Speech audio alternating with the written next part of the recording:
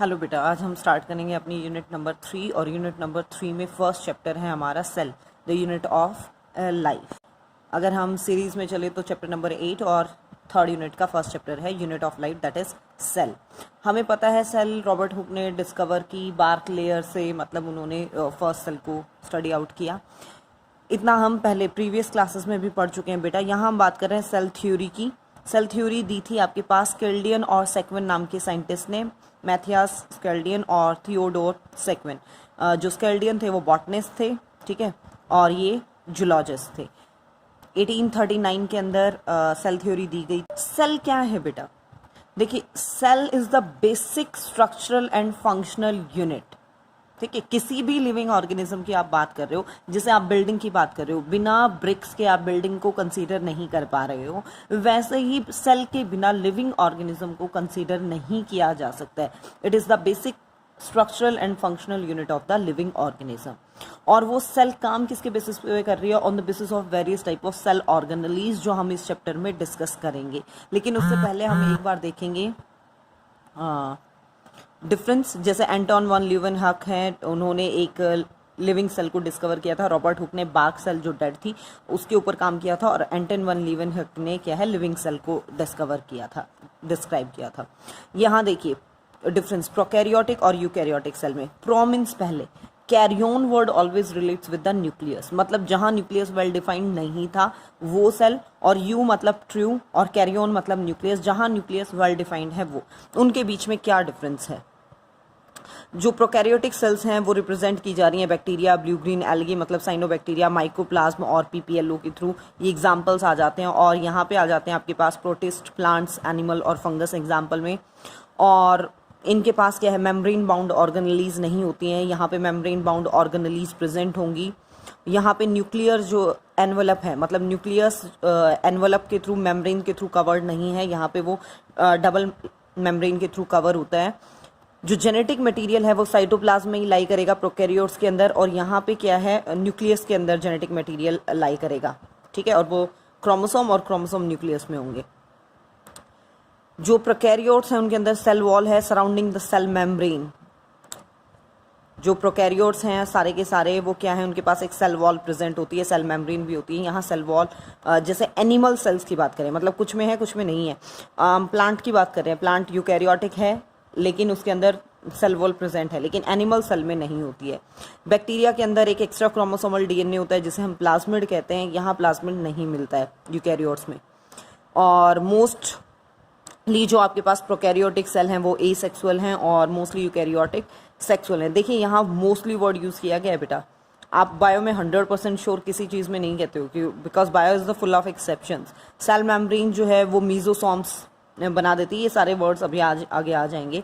Cell membrane यहाँ क्या है, मीजोसोम्स नहीं बना रही है। This is the difference between prokaryotic and eukaryotic cell. Next हम बात कर रहे हैं प्लांट सेल और एनिमल सेल के बीच में डिफरेंस की। और यहाँ पे क्या है, सेल मेम्ब्रेन और सेल वॉल जैसा हमने डिस्कस किया था, दोनों ही प्रेजेंट होती हैं, यहाँ सेल वॉल नहीं होती है। और यहाँ पे जो वैक्यूल है वो बड़े साइज में होगी, यहाँ पे वैक्यूल्स जो है आपके पास स्मॉल साइज में। सारी सेल ऑर्गेनलीज आगे आप पढ़ोगे। इनके अंदर प्लास्टिड्स जैसे क्लोरोप्लास्ट वगैरह वो प्रेजेंट होते हैं, यहाँ एब्सेंट हैं। माइटोकॉन्ड्रिया क्या है आपके पास, कम होते हैं नंबर में प्लांट सेल के अंदर, एनिमल सेल में ज़्यादा होते हैं। और ये आपके पास लगभग ऑल टाइप अमीनो एसिड जो बेसिक यूनिट है प्रोटीन के लिए, जितने कोएंजाइम और विटामिन नेसेसरी हैं वो सिंथेसाइज कर सकते हैं, यहाँ वो सारे के सारे सिंथेसाइज नहीं होते हैं, ये प्लांट पे डिपेंड करते हैं उसके लिए। और स्टोर कार्बोहाइड्रेट, यहाँ पे कार्बोहाइड्रेट को स्टार्च की फॉर्म में स्टोर किया जाता है, और एनिमल्स के अंदर ग्लाइकोजन की फॉर्म में। टाइट जंक्शन हम पहले पढ़ चुके हैं। और डेस्मोसोम्स यहाँ नहीं बन रहे हैं, यहाँ पे डेस्मोसोम्स प्रेजेंट होते हैं। यहाँ पे सेंट्रियोल नहीं होगा, ये इनका मेन फीचर हो जाता है, यहाँ पे सेंट्रियोल है। अभी डोंट गेट कंफ्यूज कि सेंट्रियोल क्या है, you have to study, have some patience, आपको आगे ये सारे आ जाएंगे। यहाँ सिर्फ डिफरेंस की फॉर्म में। This is the diagram for the plant cell, ये आप पहले भी ड्रॉ कर चुके होंगे अपनी 8th-9th क्लास में, ठीक है। And you have to draw it again, कि न्यूक्लियस वाला पार्ट है, इसके अंदर न्यूक्लियोलस वाला पार्ट है, ये एनवलप है, ठीक है। दो मेम्ब्रेन है, this is one is the outer membrane, inner membrane, बीच में न्यूक्लियर पोर प्रेजेंट है, और न्यूक्लियस के साथ ये जो एंडोप्लाज्मिक रेटिकुलम वाला पार्ट अटैच है, गोल्जाई एपरेटस, प्लाज्मोडेस्मा और वो सारे पार्ट।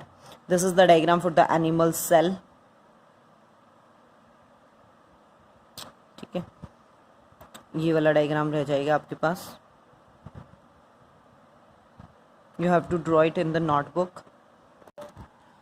फर्स्ट हमारे पास सेल, मतलब जब सेल को हम डिटेल में पढ़ते हैं तो सबसे पहला पार्ट हम पढ़ रहे हैं cell wall. Bacteria, fungus, prokaryotic cell और प्लांट सेल। यूकैरियोट्स में प्लांट सेल जो हैं आपके पास वो क्या है, सेल वॉल बियर करते हैं। प्लांट सेल वॉल की अगर हम बात करें तो वो सेल्यूलोज प्लस हेमीसेल्यूलोज, ये बायोमोलिक्यूल्स हैं जो इसे नेक्स्ट चैप्टर में आपको पढ़ने हैं, और पैक्टिन्स, इनसे मिलकर बना है। फंगस के अंदर जो सेल वॉल है वो काइटिन से मिलकर बनी है, और बैक्टीरियल सेल के अंदर ये पैक्टिडोग्लाइकन से मिलकर बने हैं। ये सारे बायोमोलिक्यूल्स हैं बेटा। और इन बैक्टीरियल सेल में जो एंजाइम चाहिए इसे डिग्रेड करने के लिए वो लाइसोजाइम कहलाता है। जैसे यहाँ पे हमको काइटिनेज एंजाइम चाहिएगा, यहाँ पे हमें सेलुलेज एंजाइम चाहिएगा क्योंकि वो मेन कंपोनेंट है, वैसे ही बैक्टीरियल सेल के लिए लाइसोजाइम चाहिए होता है। अगर हम फिजिकल स्ट्रक्चर की बात करें तो प्राइमरी वॉल जो मेन है सेल वॉल में, वो प्राइमरी वॉल वाला पार्ट ऐसे थिक हेक्सागोनल स्ट्रक्चर आपको देखने को मिल जाएगा इसकी पार्ट्स के अंदर। फिर है आपके पास सेकेंडरी वॉल। सेकेंडरी वॉल की हैं 3 layer structure, S1, S2 and S3। ये देखिए, ये तो है प्राइमरी वॉल, सेम यही वाला ही, ठीक है। इसके बाहर 3 लेयर हैं, 1 2 3। This one is the S1 जो प्राइमरी लेयर के पास है, फिर उसके बाहर S2 and then S3। This is the diagram for the secondary wall. इस सेकेंडरी वॉल वाले स्ट्रक्चर में आपको ये पिट्स मतलब आप कैविटी से कंसीडर कर सकते हो कि वॉल लेयर में इस टाइप से आपको स्पेस मिल जाएगा। जैसे ये सिंपल पिट्स हैं, ये बॉर्डर्ड पिट्स आपके पास आ गए हैं इस टाइप से, ठीक है। Then tertiary wall. Tertiary wall क्या है आपके पास, ट्रैकिड्स ऑफ जिम्नोस्पर्म। वो आपके पास टर्शरी वॉल मतलब ये जिम्नोस्पर्म के ट्रैकिड्स पार्ट में देखने को मिलती हैं, जो सेलुलोज प्लस जाइलम पार्ट से मिलके बने हैं। और एक स्ट्रक्चर प्रेजेंट होता है मिडल लैमेला। मिडल लैमेला क्या है, कनेक्शन है प्लाज्मा मेम्ब्रेन और सेल वॉल के बीच में ड्यूरिंग साइटोकाइनेसिस। जब सेल डिवीजन हो रहा है और साइटोप्लाज्म का जो डिवीजन होता है उसे कहा जाता है साइटोकाइनेसिस। और ये जो मिडल लैमेला है ये कैल्शियम पैक्टेट से मिलके बना होता है, ठीक है। मतलब ये जितने भी वॉल हैं उनके साथ ये मिडल लैमेला पार्ट अटैच रहता है। फिर अगर हम एक्स्ट्रा सेलुलर मैट्रिक्स वाले पार्ट की बात करें कि सेल वॉल एक प्राइमरी पार्ट हो गया, मैट्रिक्स से जब हम एक्स्ट्रा मेम्ब्रेन की बात करें, एक्स्ट्रा सेलुलर जो मैट्रिक्स पार्ट है उसके अंदर आपको कोलेजन फाइबर्स मिल जाएंगे, फाइब्रोन स्प्रिन्स मिल जाएंगे और ग्लाइकोपॉलीसेक्राइड्स देखने को मिल जाएंगे। इस टाइप से आप डायग्राम में ये देख सकते हो। जैसे ये तो सेल मेम्ब्रेन वाला मेन पार्ट हो ही गया, नेक्स्ट डायग्राम आप पढ़ोगे, यहाँ पे ये हो गए ग्लाइकोप्रोटीन्स, ठीक है, फाइब्रोएक्टिन्स, और आपके पास कोलेजन फाइबर्स यहाँ इस पार्ट में लिक्विडी मटेरियल में, मतलब सेल मेम्ब्रेन से यहाँ एक्स्ट्रा सेलुलर मटेरियल के अंदर ये मटेरियल फिल होते हैं। ये है नेक्स्ट है हमारे पास सेल मेम्ब्रेन। और सेल मेम्ब्रेन के स्ट्रक्चर को एक्सप्लेन किया था सिंगर और निकोलसन्स नाम के साइंटिस्ट ने। ये इंपॉर्टेंट है बेटा, और उन्होंने दिया था फ्लूइड मोज़ेक मॉडल। इससे पहले भी बहुत मॉडल दिए गए थे, लेकिन सेल मेम्ब्रेन का जो बेस्ट स्ट्रक्चर एक्सप्लेन किया गया था वो फ्लूइड मोज़ेक मॉडल के थ्रू किया गया था। ये था फ्लूइड मोज़ेक मॉडल। इसके अंदर क्या है आपके पास, लिपिड बाइलेयर प्रेजेंट होती है। मतलब आप किसी भी प्लाज्मा मेम्ब्रेन के स्ट्रक्चर को स्टडी करोगे आपको बेसिक स्ट्रक्चर यही देखने को मिलेगा कि लिपिड बाइलेयर प्रेजेंट है। लिपिड मतलब लिपिड फैट से बनी हुई, बाई मतलब दो लेयर्स प्रेजेंट है। ये देखिए, ये राउंड और टेल वाला पार्ट, ये राउंड और टेल वाला पार्ट, ये हेड रीजन कहलाता है और ये टेल रीजन कहलाता है। ये देखिए टेल जो रीजन है वो हाइड्रोफोबिक, मतलब ये हमेशा क्या रहेगा, पानी से दूर जाने की कोशिश करेगा, हाइड्रोफोबिक टेल रीजन। और ये है हाइड्रोफिलिक, फिलिक मतलब लविंग, फोबिक मतलब दूर भागने वाला, डर लगने वाला, हाइड्रोफिलिक हेड रीजन। सराउंडिंग में एक्स्ट्रा सेलुलर मैट्रिक्स में ऑब्वियसली पानी वाला पार्ट होगा, वाटर होगा, तो बाहर की साइड हमेशा आपको ध्यान रखना है कि हेड रीजन होगा और अंदर की साइड ये टेल पार्ट होगा, ठीक है। ये स्ट्रक्चर क्या है, लिपिड्स वाला पार्ट शो कर रहे हैं। और इन लिपिड्स वाले पार्ट में क्या प्रेजेंट होंगे आपके पास प्रेजेंट होते हैं प्रोटीन पार्ट इनके साथ। जैसे ये देखिए यहाँ पे एक ये प्रोटीन पार्ट शो किया गया है, एक्सट्रिंसिक मतलब बाहर की साइड। ये देखिए पूरी लेयर के बीचों बीच एक आपके पास प्रोटीन पार्ट प्रेजेंट है जिसे नाम दिया गया है इंट्रिंसिक प्रोटीन, मतलब अंदर की साइड एंटर किया हुआ, ठीक है। ये जैसे एक्सट्रिंसिक प्रोटीन हो गया। और इनके साथ ही यहाँ पे क्या होते हैं, ये ग्लाइकोसैकराइड की आप लेयर मान सकते हो, मतलब कार्बोहाइड्रेट यूनिट इनसे अटैच होती हैं। ये पॉलर रीजन हो गया, ये नॉन पॉलर रीजन हो गया। This is the diagram for the cell membrane structure.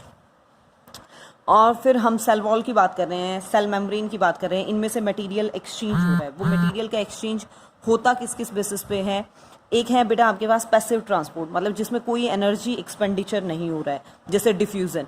जो भी आपके आयंस हैं वो हाइयर कंसंट्रेशन जहाँ है उससे लोअर कंसंट्रेशन की तरफ मूव करना शुरू कर देते हैं, उसे हम सिंपल डिफ्यूजन, ठीक है। ऑस्मोसिस क्या है, ये लिक्विड मटेरियल के लिए, स्पेसिफिकली वाटर मॉलिक्यूल्स के लिए हम डिस्कस करते हैं। मूव ऑफ वाटर और या जो भी आपके सॉल्वेंट मॉलिक्यूल है, lower solute concentration to region of higher solute concentration, जहाँ सॉल्यूट की कंसंट्रेशन कम है वहाँ से हाइयर जहाँ सॉल्यूट की कंसंट्रेशन है, या फिर आप क्या कहोगे higher solvent concentration to lower higher solvent concentration to lower solvent concentration जहाँ है। और हमेशा ये ध्यान रखना कि ऑस्मोसिस में सेमी परमेबल मेम्ब्रेन को मस्ट कंसीडर किया जाता है। और एक फैसिलिटेड डिफ्यूजन है जिसमें हाइयर से लोअर की तरफ होता है, लेकिन सिर्फ और सिर्फ क्या है आपके पास टाइप ऑफ प्रोटीन्स के थ्रू। यहाँ पे स्पेशल टाइप के प्रोटीन्स काम आते हैं, ये भी आपके पास पैसिव ट्रांसपोर्ट में ही आता है, एक हाइयर से लोअर कंसंट्रेशन की तरफ मूवमेंट हो जाती है। एंड दूसरा होता है बेटा एक्टिव ट्रांसपोर्ट, जहाँ पे एटीपी एक्सपेंडिचर हो, मतलब एनर्जी खर्च होती है इस काम के लिए, टेक प्लेस, जैसे सोडियम आयंस और पोटेशियम आयन का एक्सचेंज करवाना हो हमें, तो वो एक्टिव ट्रांसपोर्ट, मतलब इस यहाँ पे क्या है लोअर से हाइयर कंसंट्रेशन की तरफ मूवमेंट हो जाएगी, लेकिन उसके लिए एटीपी एक्सपेंडिचर होगा, एटीपी खर्च होंगे।